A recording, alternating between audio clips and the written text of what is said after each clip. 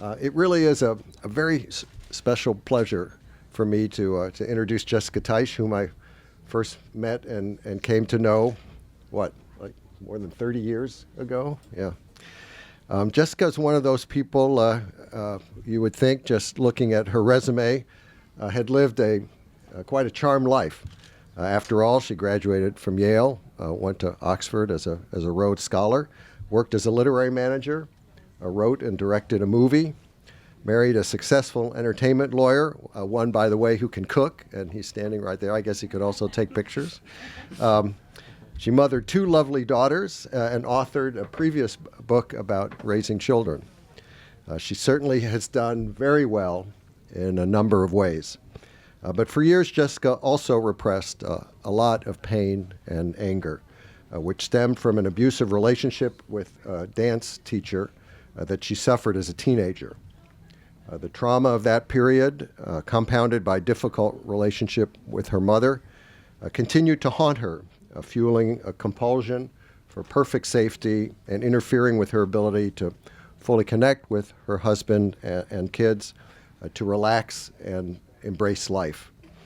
Then one day she read about another Rhodes Scholar, some years younger, who, like Jessica, was a smart high achiever, but who killed herself at age 27. Jessica was compelled to find out what had driven this woman to jump off a hotel balcony.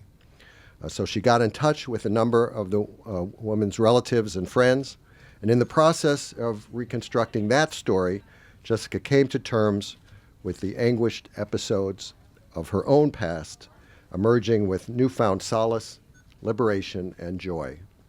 Jessica tells her story in the future tense of joy. It's quite a beautifully written memoir, poignant and poetic in many places, and emotionally very revealing and powerful. So, ladies and gentlemen, please join me in welcoming Jessica Teich.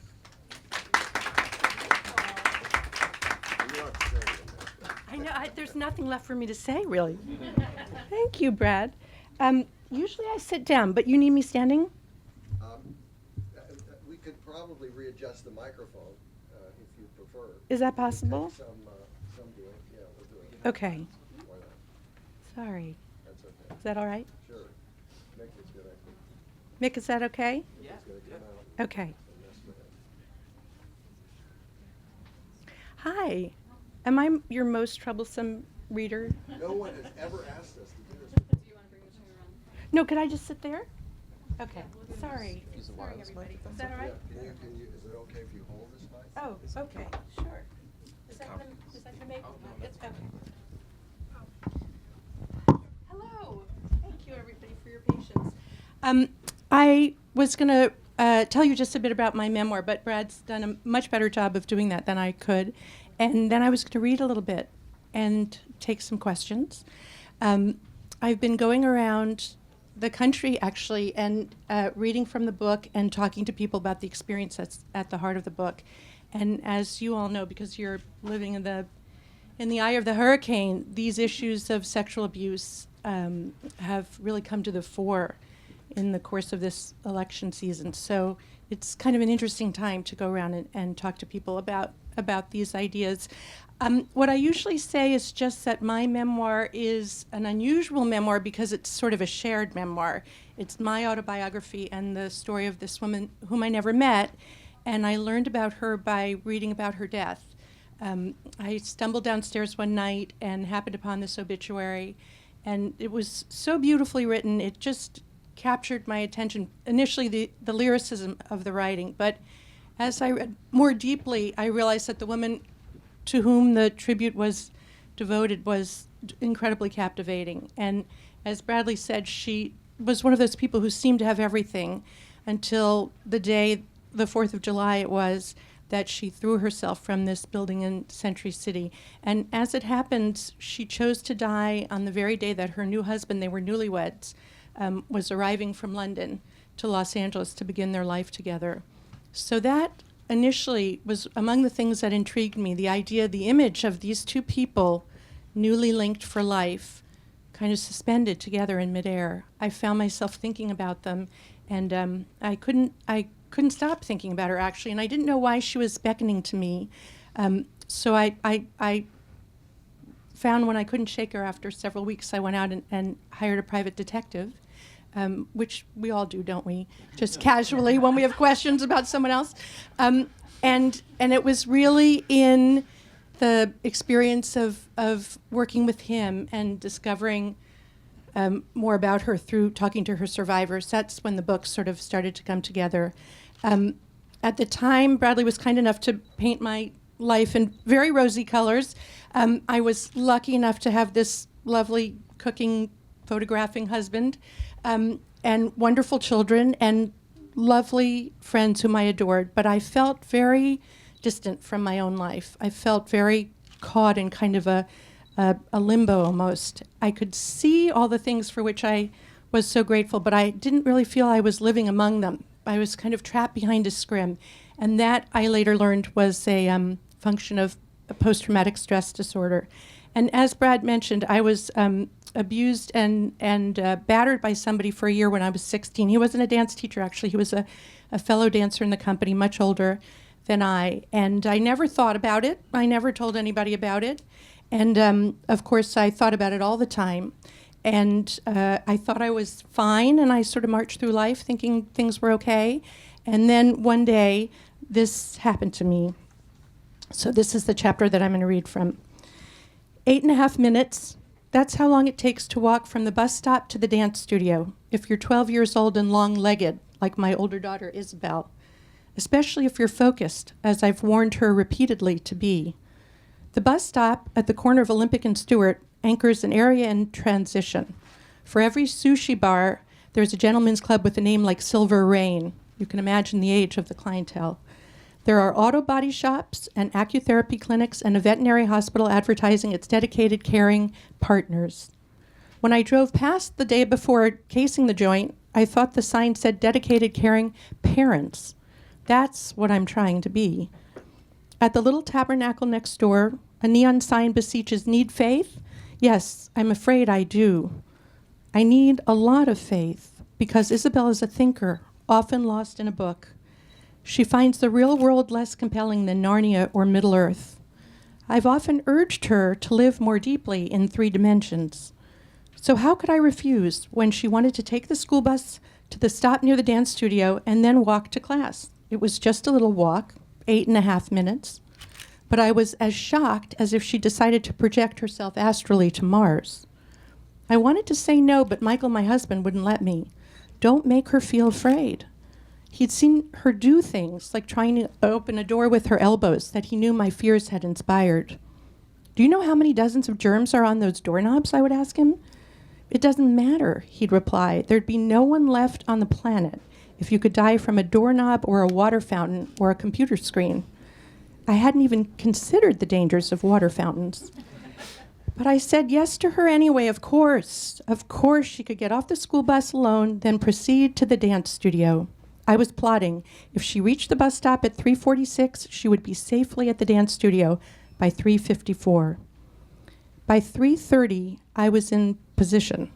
I'd parked all the way down Stewart near the construction site of the new Santa Monica College campus, far enough that Isabel wouldn't recognize the car. She wouldn't have recognized it anyway, I knew. She wouldn't have been looking. But she had to be looking. For 8.5 minutes, she was the solar center of the universe. She had to pay attention to the scruffy young man pacing back and forth, holding an envelope. What was in the envelope? A kilo of heroin? A knife?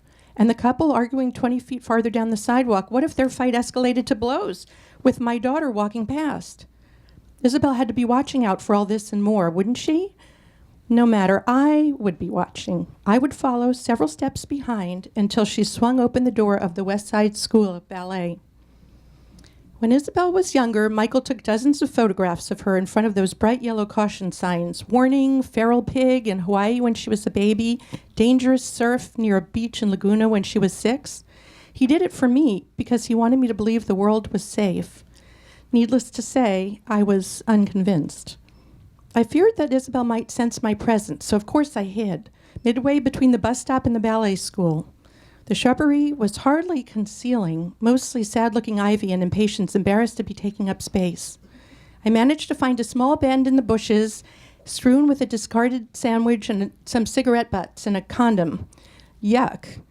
Quickly, I found a place that offered better camouflage. I was on a mission, and I would not be daunted by a busted beer bottle and a packet of Cheetos coated with dirt. A flash of bright yellow, the school bus approaching. I knelt behind the shrub. 3:46 like clockwork, Isabel disembarked. The skirt of her school uniform hiked up dangerously. Dangerously because she could earn a demerit slip if it was more than a cell phone and a half above her knee. When did the cell phone become a unit of measurement? Her shirt tail ventured out from beneath her cardigan, and that was a good sign because she was wearing both shoes. Last year, she got off the school bus wearing only one shoe. How do you lose one shoe during the school day?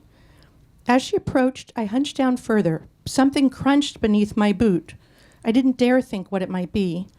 Years ago, I proudly took our new puppy for a walk, parading her like a prom queen, only to glance back and see her devouring half of a dead raccoon. I hope the other half wasn't underneath my feet. This intersection turned out to be livelier than Times Square. A scrum of boys with skateboards, a day laborer in a Dodgers cap, a huddle of scruffy Silicon Valley types looking more distracted than dangerous. There was a motorcyclist who didn't slow down, let alone stop at the stop sign. Stop means soft tap on pedal. I learned that at traffic school. But he didn't even do that. A man wearing Docksiders leaned against a telephone pole. Had a guy in boat shoes ever terrorized anyone? A boy raced by on his bicycle, holding his phone instead of the handlebars. He wasn't wearing a helmet. I wondered if his mother knew. A little girl clattered past in her tap shoes. This corner was almost exhilarating, like a microcosm of the world. Years ago, in a children's bookstore, I heard the mother of a toddler ask, "Do you have a DVD he can watch of someone going to the grocery store or the post office or the bank?" "Just take him to the grocery store, the post office, or the bank," I wanted to tell her. "Let him live in the real world. He'll love it, and as long as he's strapped in his stroller, he'll be safe." Every day for the next week, between 3:32 and 3:55, I hid in the bushes. I found a deer stalker in my closet, a relic of my graduate student days, and thought it made the perfect disguise. In Southern California, you rarely need a tweed cap, especially one with ear flaps and a pair of built-in visors. But the cap had finally come in handy, although I resembled Sherlock Holmes less than Inspector Clouseau. Day after day, I saw many of the same men loitering. They would nod to me as I lowered myself into the bushes, awaiting Isabel's bus. I recognized the dog groomer who regularly parked here to smoke some weed, the guy with bulging biceps haranguing his parking meter, the pizza delivery guy. Another baby ballerina hurried past. "Just you wait," I wanted to warn her mother. "It gets so much harder, and they get so much bigger. They want more. Soon your tiny person will demand her freedom. Soon you'll be waiting here just like me." Every afternoon at approximately 3:46, Isabel got off the bus, gesturing to the right and to the left, never really looking at the cars themselves or making eye contact with the drivers or any of the other things I had taught her to do. Sometimes she added a little pirouette. I would have to talk to her about that. But how could I? She didn't even know I was there. I came to wonder whether preteens, like infants, have a sense of object impermanence. When I wasn't with her, I ceased to exist. But she and her younger sister were the strongest reasons for my existence, to nurture them and help them thrive, to let them feel their freedom, that endless elastic feeling when the time between school and supper feels completely unbounded. I remembered lying in the grass as a little girl, ear to the ground, listening for the other side of the world. Life seemed mysterious, but also intelligible, reliable. There were rules, but it didn't matter if you didn't know them yet. You would discover them soon enough. Was that still true, even now? When would I hand my older daughter over to the universe? How could I ever feel that she was safe? After a week, when my vigil at the corner of Stewart and Olympic began to resemble a sit-in, I could tell by the lemony light that a heat wave was coming on. I'd have to trade my deerstalker for a straw hat. Luckily, I had a closet full, but would that make me more conspicuous? As I mulled this over from my perch in the bushes, Isabel approached, and I pulled my cap deeper over my ears. Then she said evenly, "Mommy, I can see you. I know you're watching. She kept walking, calling back over her shoulder, "Besides, it's a crosswalk, not a crack den." I sprang up, brushing aside the leaves and litter of wrappers, not to greet her or to make light of the absurdity of my situation, but to demand, "How do you even know what a crack den is?" In that moment, I recognized my madness. My fears had made me crazy enough to stalk my own daughter, which admittedly is better than stalking someone else's daughter. But I couldn't do this anymore. I had to let Isabel go so she could feel her life, all the luck of it, the beauty and sweetness and surprise. She was ready to be free. She was as equipped for freedom as any 12-year-old could be. She was longing to be free, and so was I. But I was dogged by more than a fear of dirty doorknobs. What frightened me was harder to quantify or disinfect. I was afraid of proximity to other people, all of whom seemed inscrutable, volatile. I routinely left an empty stool on either side of me at a sushi bar, or fled the elevator if another passenger seemed unwell. I never accepted a tissue from someone's pocket or a tic-tac from her purse. But it was one thing for me to live in the thrall of all these fugitive fears. Now I was dragging Isabel, and soon her little sister Charlotte, into captivity. That's when I knew I had to change, to confront my fear of pit bulls and gas meters and cold sores. Michael had been waiting for me, wanting me to change, but I never could. Then I saw my daughter struggling under the weight of a burden heavier than any backpack. My children were my reason for being, and they would be my reason to begin.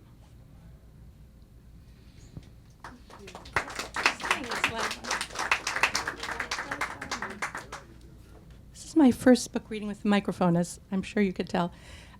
So I'm delighted to talk about any aspect of my book, scary, neurotic, or otherwise. If anybody has a question. If you have a question, could you please step to that microphone or that microphone, because we are videoing to put the event up on our YouTube channel. We'd like to be able to pick up your question.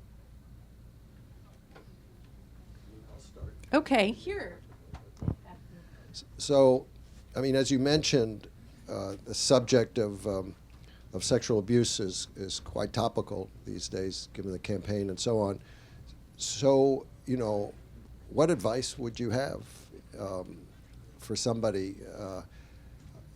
Not everybody can go and write a memoir as powerful as yours. That clearly helped you work through these issues. But what would you say to somebody? What have you? And I know you write about in your book in ways that you have reached out to other kids who you sensed were troubled. But do you have any general advice? For girls who are in trouble, or for their parents, or for the candidates? I couldn't tell, because I have advice for all of the above. You know, I think it's an interesting moment to have written this book. Sadly, it took me about 16 years to write it, so in no way did I anticipate this moment.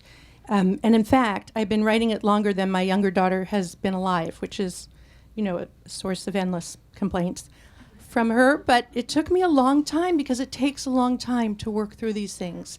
And I think we have a misconception about healing from any kind of trauma, which is that it's linear, and of course it isn't, because things, sort of bubble up almost imperceptibly, like an irritant to which you have an allergy, and you didn't suspect that it was anywhere present in the room.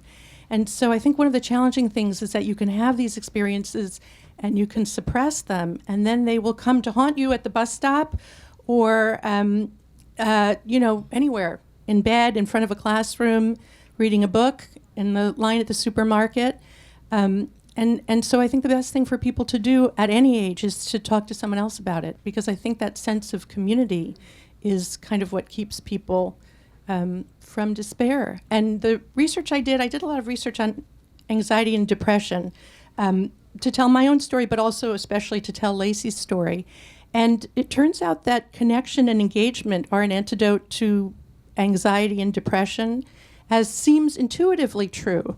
But one bit of advice I have for parents and also educators is to really engage girls, especially perfectionistic girls in public service, because there are a lot of studies that show that that kind of engagement, deep, ongoing engagement with other people, is enormously beneficial. And I think in many schools there's a sort of service component, and you do just enough hours to, put it on your college resume. But I think often that's not enough time for these relationships to really develop. So I always urge people when I go around, and just yesterday I did a radio interview, and she said to me, is there anything you want to say before we close? And I just wanted to say, if you're out there and you're in trouble, you're not alone, and you need to tell someone, and there is a way out. One can find freedom from fear, even though I think when you're at the bottom of the well, it doesn't seem possible.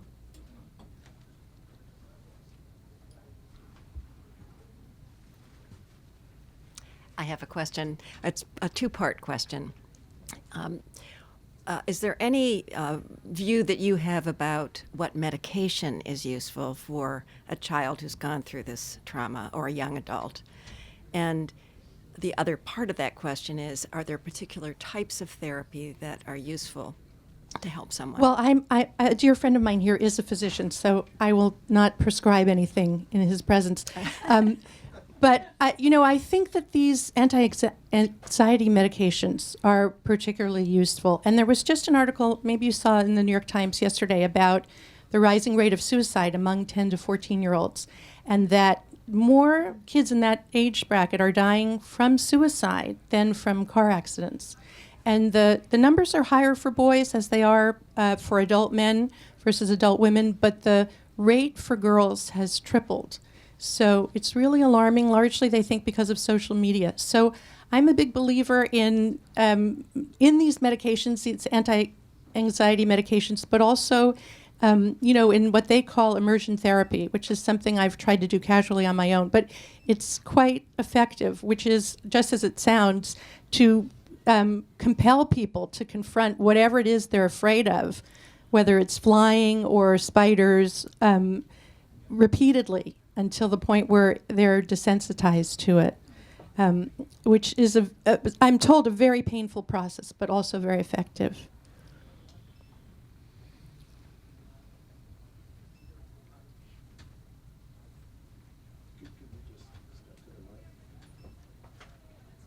Is that you? Yes. Hello. Jessica, thank you for this beautiful book and for telling your story. And one thing that I had been thinking about is how other people are able to see into what someone is really suffering. And if you have any advice for how we cannot miss this in another person. And I think in your book you were able to see it in girls, or in somebody else, or in Lacey. Yes, and that's one of the great tragedies of Lacey's story, is that those of you who know something about suicide know that if the person in trouble can weather the first 30 days of the crisis, there's a very high possibility that he or she won't try and take her own life or his own life again. So the getting in there early and helping people through a period of acute distress is really does make a difference, which I didn't know. And you often hear about people who try and then try again until they succeed. And in fact, Lacey was one of those people. About 10 days before she jumped from a building, she drove her car off into a ravine in what was a misguided attempt.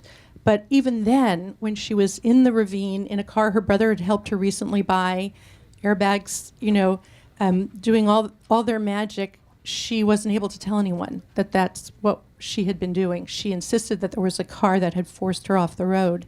And it was only later, when they went to investigate, that they realized that that was impossible. But, I do think that it is possible in all our lives to sense when someone else is in trouble. And the hardest thing is to step forward.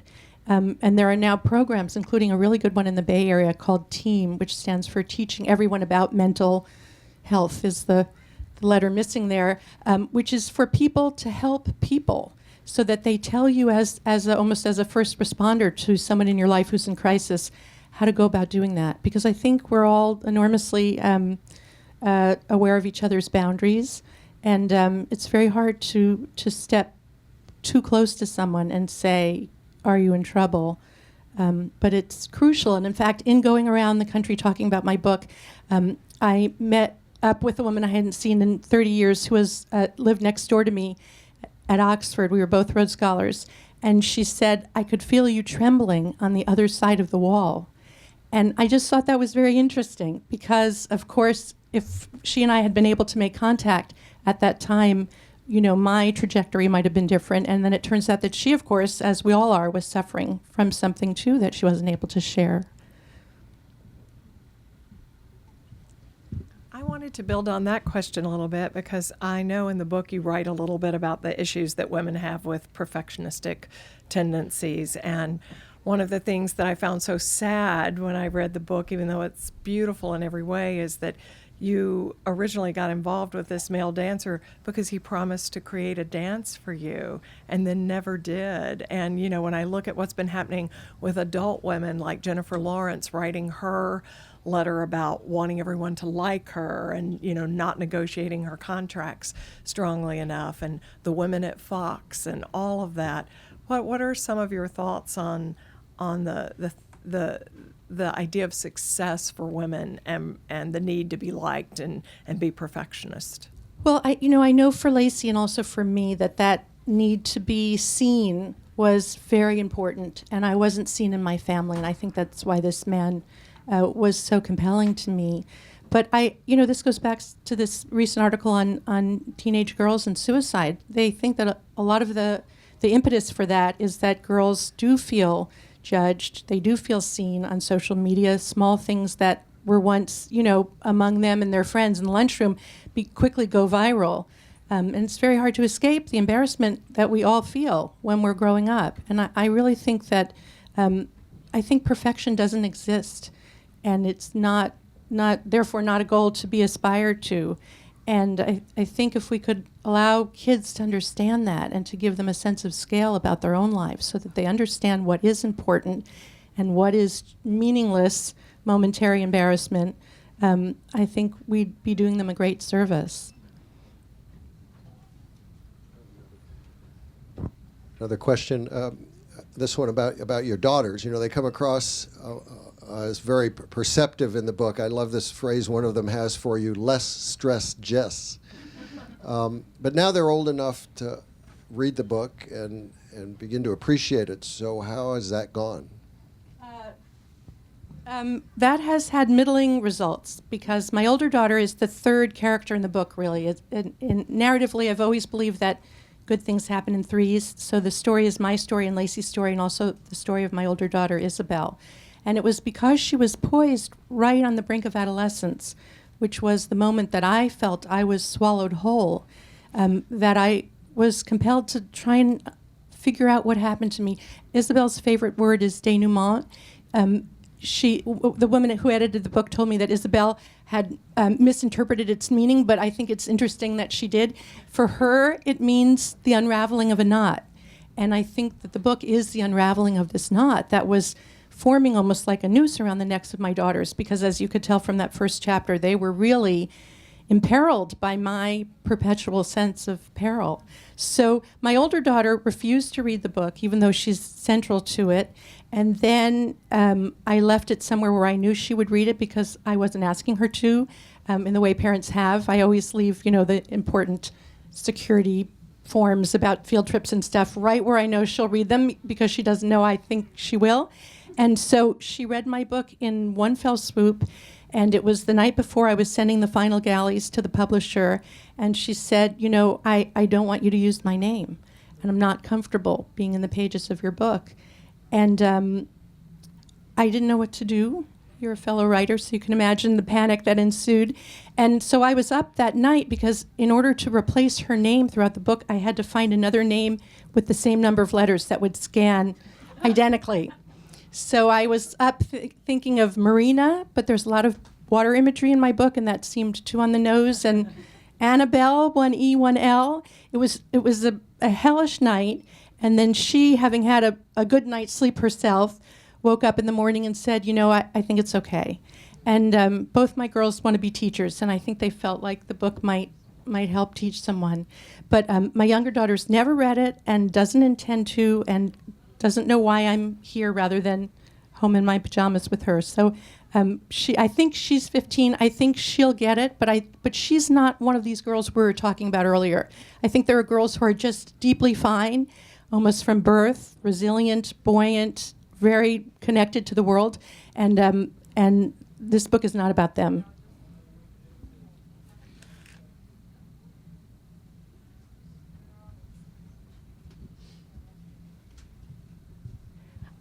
Thank you so much.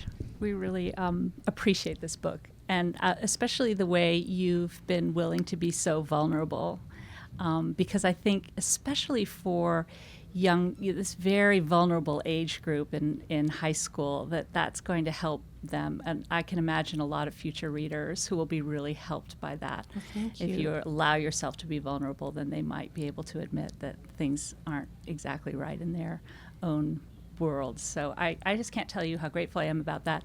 And also, I wondered if, so my question is, how would you see this book being used with a high school population especially, or college, but this, teens and 20s, especially among young women, but also men, and around issues of you deal with both sexual abuse and suicide, but how would you see, could you imagine reading groups or different kinds of practical things that, for example, parents or teachers could do to try to spark some conversations, using your willingness to be vulnerable as the beginning for a conversation? Is that something that you're hoping to see? Yeah. I mean, my hope very soon, in fact, is to go around the country to college campuses and community centers and begin to talk with girls. That was really my mission. My book was always a conduit to that, because I always felt that was my form of service.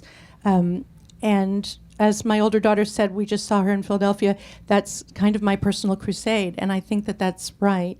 And for me, I've found in talking to girls already that girls are very willing to talk about the things they feel, the things they fear. I just don't know that they're often given an opportunity to do that, particularly in a school setting. And I think anybody who's the parent of probably a child, but I think, at least I think of a girl especially, it's a very difficult job because they often want to tell you things that you don't want to hear. And I swore if I became a mother, I would be a mother to whom my daughters could say anything. And that's very hard. And people, as I've gone around the country, have asked me, well, what's the status of your relationship with your mother now? Because my mother is still alive. And I do think that she was a member of a generation of women who didn't have all the opportunities we do and probably didn't know how to talk about things, didn't know how to ask the questions that I hope I'll ask in going around and meeting with girls. I do hope people will read the book. I think it has its sketchy, as my 15-year-old would say, moments. But there was really no way to write it without telling the truth about what that experience of abuse was like. And it's a difficult descent, I think, for the reader. And my hope is that the fact that I'm here and I'm able to tell the story and having a very nice life post-trauma is, one of the reasons I wanted to go out on a book tour was to say, you can get out, you can survive, and you can make a real life. And Michael, my husband, who in one of the reviews was described as my astonishingly patient husband, which is a description I really like, he said other people always know more about us than we think they do. And I do think that's an interesting idea, and that maybe we don't have to protect ourselves as fully and vigilantly as we think, because other people can see more of us than we think, and we're actually safe in that. There is a lot of courage in vulnerability, I think, and in transparency, and that's kind of one of the things that I want to go around and say. Not to make this a conversation just between us, but I have one other question. At the end of the book, I mean, not to give away the ending, but I mean, you and your daughters, you don't exactly ride off into the sunset, but you sort of dance off into the waves, and you clearly have had this breakthrough or series of breakthroughs in doing this book. So once you get to the other side of something like this, I mean, is it behind you entirely? my own personal experience is that you never get to the other side because this becomes part of who you are. And I think people who wait to get beyond it can end up waiting their whole lives. I think it's, and again, this is all so wildly subjective, but my own sense of it is that you have to incorporate these experiences into who you become. And in fact, someone in the middle of the book told me, long before I was really ready to hear it, that the psychic wound can be the way in, and that it can be through that vulnerability that you can make closest contact with other people. If you can take that sort of experience of trauma, you know, and that sounds obviously much easier to do than it is. But I do believe that. I do believe that you can't put these things behind you because you've got to carry them with you, and you've got to incorporate them and use them as a strength, actually, to become the person you're meant to be. I haven't read the book, but I'm wondering, it sounds like you toughed your way through by writing the book. Did you also get involved with some sort of therapy? I did, and you know, I never imagined, because I'm a deeply private person, that I'd be going around and saying to strangers, talking about medication and therapy and everything, and that's kind of one of the interesting challenges for me of this process. But I think there are numbers of therapies that work for people, and I think that's one of the things, to answer your question again, that I would really urge parents to consider for adolescent children, because I think that that's often seen as a last resort, and in fact, studies show that it's most helpful when it's used much earlier in a process of decline. And I think that's another of those, you know, forbidden areas where we must, you know, take the hands of our children and tread together, because I think that that can be really crucial to somebody's well-being.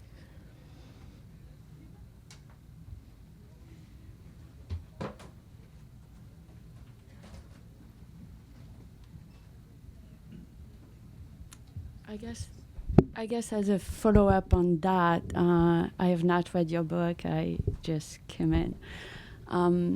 I went through, I guess, different things, but difficult childhood and teenage time.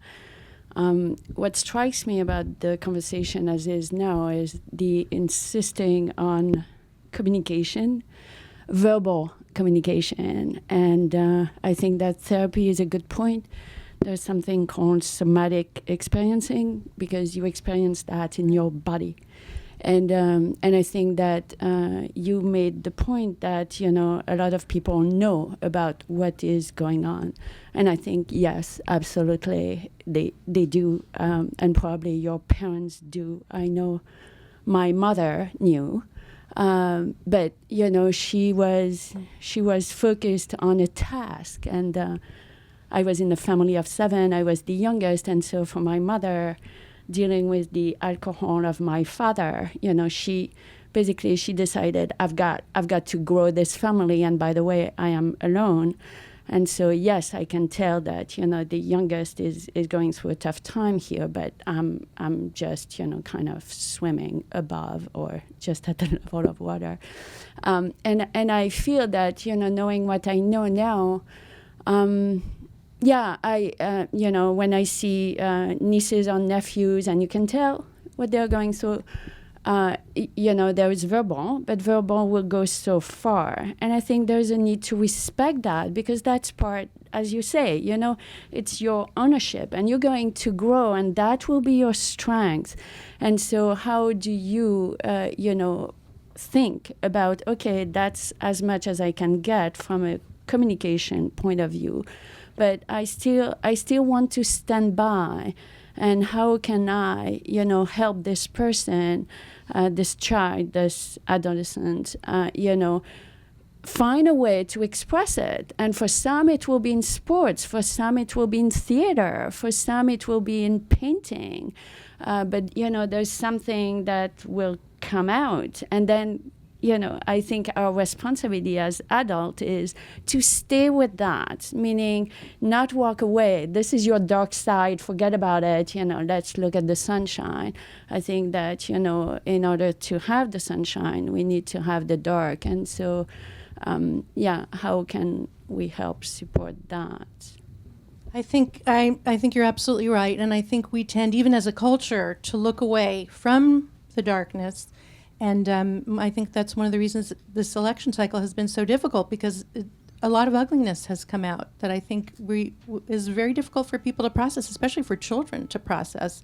And I know, my 15-year-old and her friends won't go to a mall, they won't go to a movie. They're very afraid, differently afraid than I am in that first chapter, of going out into the world, which is a really sad comment on the world that we're leaving them. So, but I think one of the things that you said that makes a lot of sense to me is this idea of standing by, because I think the physical presence of someone else is incredibly important. And there's a little girl in the book that I meet, and I sense that she's being abused. I'm volunteering in a school on Skid Row in LA, which I did for a long time. And I'm sort of ushered past her, but I go back to talk to her because I've done that before. I've walked past people I knew were in trouble and done nothing. And so I decide this time I'm not going to let that happen. And this little girl whose father ended up being taken out of that family, actually for alcoholism, and he was also abusive, physically abusive, is now the first person in her family to go to college. And I'm thrilled about that. And I ended up spending a lot of time with her, just taking her to craft stores to get supplies and stuff. But the most important moments were just sitting next to her and letting her know that I knew, and she knew I knew, and I knew she knew I knew, and nothing more needed to be said. So I think that's a very powerful piece of the puzzle.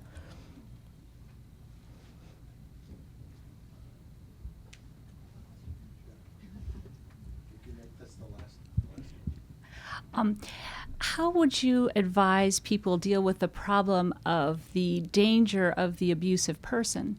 That's something that I haven't really, from your book, I had a sense of how you handled that. But is there, because for a young person who's in such a situation, one of the reasons for the silence is surely that they're afraid of the person as opposed to their own inner demons.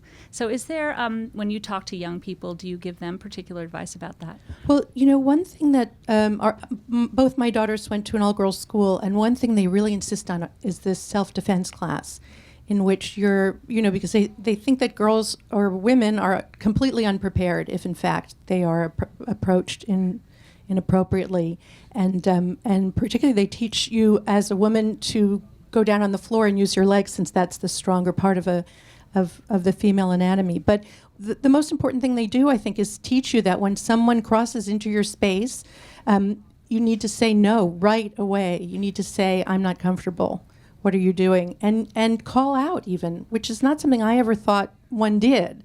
You're supposed to make that contact right away with whomever's around you, which I think is interesting. And, I think it's a very powerful thing for girls to know that they can defend themselves. And it's the kind of thing I think every school should do for girls and boys.